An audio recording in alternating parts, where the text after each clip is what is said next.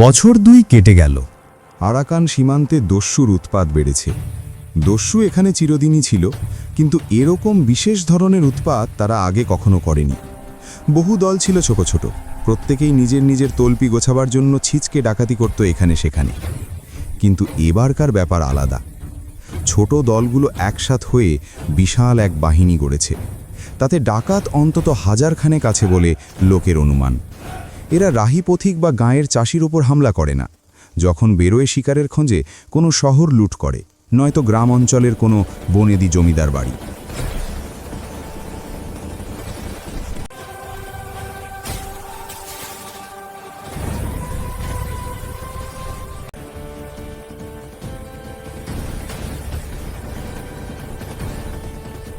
এক একটা ডাকাতিতে লাখ টাকা আমদানি না হলে খরচা পোষাবে কেন, বলে তুলারাম সেনাপতি। সর্দার নাম না নিয়ে নিজেকে সেনাপতি বলে অভিহিত করেছে তুলো। কুশো ঢিঙের সেই চাপরাশি ছেলে, বড় বড় চোখ দুটোতে এখনও সেই সরলতার ছাপ। তবে আচমকা এক সময় সে চোখে আগুন জ্বলে ওঠে যখন ধুমসো ধুমসো ওস্তাদ ডাকাতেরা আস্তে আস্তে তার সম্মুখ থেকে চলে যায়। এরকম সময়ে তুলারাম সেনাপতি কি যেন একটা চোখে দেখতে পায়, যা অন্য সবাইয়ের চোখে অদৃশ্য।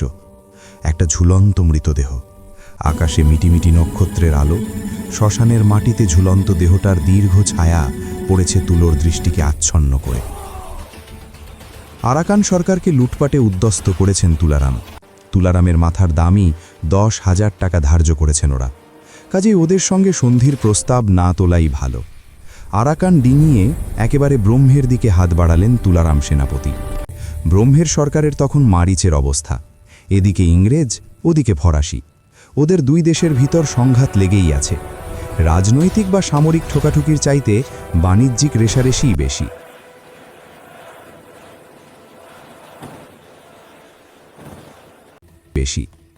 তুলারাম প্রস্তাব পাঠালেন, ভারত থেকে শুরু করে যে রাস্তা জঙ্গল বিধীর্ণ করে পাহাড় ডিঙিয়ে আরাকানের সীমান্ত ছুঁয়ে ব্রহ্মদেশ পর্যন্ত প্রসারিত রয়েছে, ওই রাস্তায় ইংরেজের গতিবিধি বন্ধ করে দিলে ব্রহ্ম সরকারের যদি তাতে কোনো সুবিধা হয়, তুলারাম তার ব্যবস্থা করতে রাজি আছে। আমি পাহাড়েই থামিয়ে দেব। আমি 2 বছর বিনা পয়সায় কাজ করব, যদি রাজা আমার লোকজনকে আশ্রয় দেন। প্রস্তাবটা সঙ্গীন সময়েই এসে পৌঁছল মান্দালেতে। ব্রহ্মের স্বার্থ ফরাসির সঙ্গে মিত্রতায়, গায়ে পড়া হয়ে ইংরেজ তাতে বাগড়া দিতে চায়। এখন ইংরেজের প্রধান ঘাঁটি ভারতে। ভারত থেকে ব্রহ্মে পৌঁছানোর রাস্তা যদি তুলারাম বন্ধ করে দিতে পারেন ইংরেজের সম্মুখে, তাতে খুবই উপকার বই কি ব্রহ্মের। কিন্তু তুলারাম সেনাপতি যেই সাহায্যটি করবেন, তার বিনিময়ে কি চান তিনি? নিঃস্বার্থ পরোপকার করবার জন্য তো এই প্রস্তাব তিনি তোলেননি। না, নিঃস্বার্থ পরোপকার মোটেই নয়। স্বার্থ আছে তুলারাম সেনাপতির, প্রকাণ্ড স্বার্থ। এক্ষুনি কিছু চাইছেন না তিনি। 2 বৎসরকাল ভারত ব্রহ্ম সড়কে তিনি ব্রহ্মরাজ ওয়াংসাম্বুর পক্ষে পাহারাদারের কাজ করবেন তার 2000 সৈনিক নিয়ে। 2 বৎসরের ভিতর কোনো পারিশ্রমিক তিনি চাইবেন না। তুলারামের সহচরদের আর সবাই বলে দস্যু, কিন্তু তুলারাম নিজে তাদের বলেন সৈনিক। সৈনিকের মতো উর্দি পরে তারা, সৈনিকের মতোই পঞ্চ হাতিয়ারে তারা সজ্জিত, বন্দুক, তলোয়ার, ছোড়া, পাবড়া আর তীর ধনুক। হ্যাঁ, 2 বৎসরের ভিতর কোনো প্রতিদান চাইছেন না তুলারাম, শুধু একতরফা সাহায্যই করে যাবেন ব্রহ্মরাজের।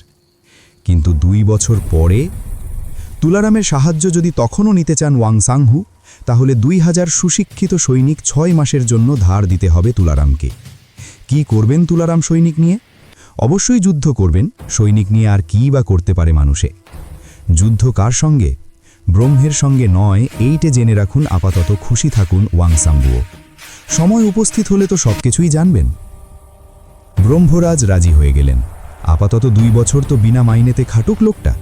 যদি সত্যিই কাজের মতো কাজ দেখাতে পারে, কেনই বা না তার প্রার্থিত সাহায্য তাকে দেবেন না? এমন কিছু ভয়ানক পারিশ্রমিক তো চাইছে না।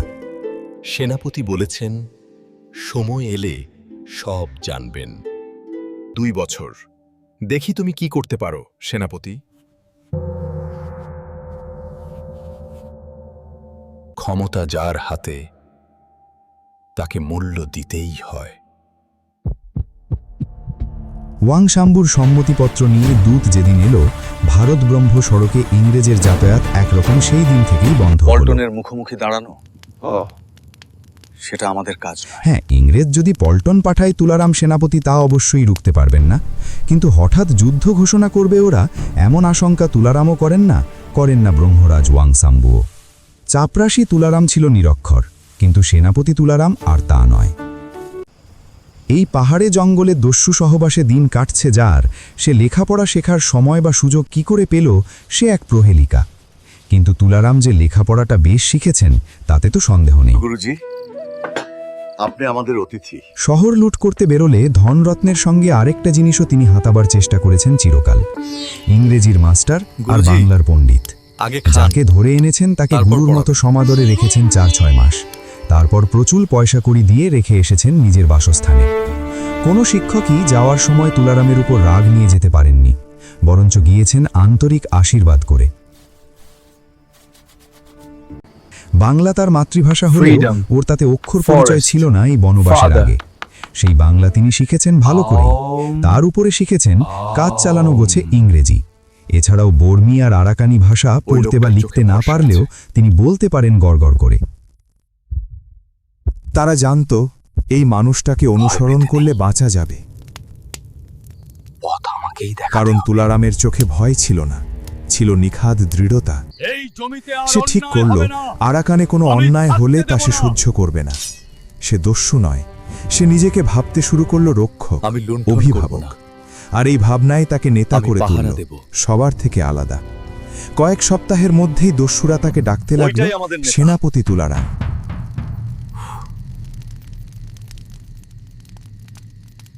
সেনাপতি তুলারাম, আমাদের পথ দেখান। তুলারাম প্রথমবার বুঝল সে শুধু লড়াই করতে জন্মায়নি, নেতৃত্ব আমাকে শুধু দিতেও অস্ত্র জন্মেছে। নয়, মানুষকেও সামলাতে হবে।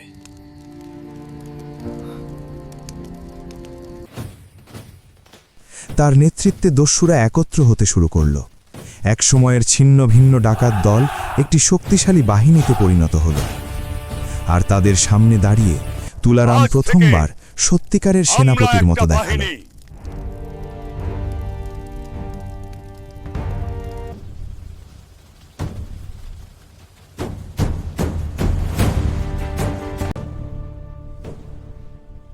মান্ডালের রাজপ্রাসাদের ভেতর এক গুরুতর বৈঠকের প্রস্তুতি। তুলারামের প্রস্তাব পৌঁছাল রাজদরবারে। ব্রহ্মরাজের সামনে খোলা হল তুলারামের বিস্ময়কর প্রস্তাব। ওয়াংশাম্বু বুঝলেন সে এ কাজ সুযোগ করবে, হারালে ক্ষতি। আমরা তাকে সহায়তা দেব। অবশেষে রাজি হলেন ব্রহ্মরাজ ওয়াংশাম্বু। তুলারামের দলে এলো রাজ সাহায্যের জোয়ার। মহারাজ আপনাকে পূর্ণ সহায়তার নির্দেশ দিয়েছেন।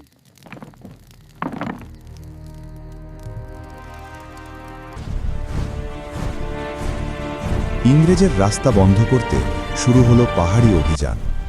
তুলারামের জীবনের সবচেয়ে বড় লড়াই শুরু হয়ে গেল। 2 বৎসর অন্তে ওয়াংশাম্বু পত্র লিখলেন দূত মারফত। আপনার সাহায্য যে কত মূল্যবান মনে করি আমি, তাই বোঝাবার জন্য জানাচ্ছি, যেদিন আপনি চাইবেন 2000 বা 4000 সৈনিক, যত আপনার দরকার, আপনার সেবা করবার জন্য মান্দালে থেকে প্রেরিত হবে। শিলমোহর আনো, সময় এসেছে প্রতিদান দেওয়ার। তুলারাম তার প্রতিশ্রুতি রেখেছে, এবার আমাদের পালা। তবে আশা করি আমার কোনো মিত্র রাজ্যের বিরুদ্ধে আপনি ওদের নিয়োগ করবেন না। অবশ্য ইংরেজ আমাদের মিত্র নয় কাছাড় বা আরাকানো। যত সৈন্য চাইবে তুলারামকে দেওয়া হবে।